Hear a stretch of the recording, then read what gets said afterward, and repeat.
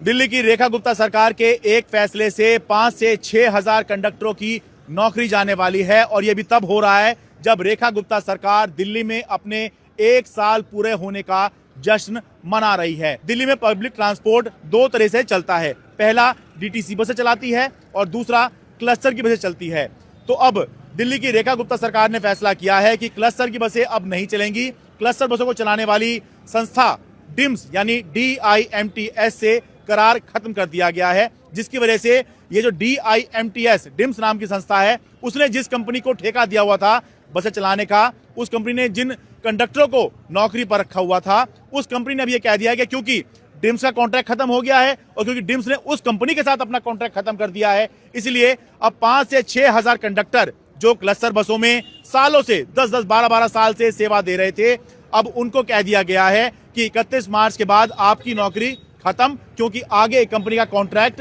खत्म कर दिया गया है। अब ये कंडक्टर जाके दिल्ली की मुख्यमंत्री रेखा गुप्ता से मिले तो इनका कहना है कि मुख्यमंत्री ने कहा कि चिंता की जरूरत नहीं है, आपकी नौकरी कहीं नहीं जा रही। लेकिन इन कंडक्टरों का कहना है कि ये मान चुके थे कि नौकरी कहीं नहीं जा रही, लेकिन हाल ही में डीटीसी के लोगों ने ही उनको यहां बताया कि भाई डीटीसी के नए कंडक्टर आ गए हैं और 15 फरवरी के बाद उनको नौकरी पर नहीं आना है। इसका मतलब लिखित में उनको जो दिया हुआ था 31 मार्च की डेट, और कंडक्टर अगर आ गए हैं डीटीसी के तो यानी कि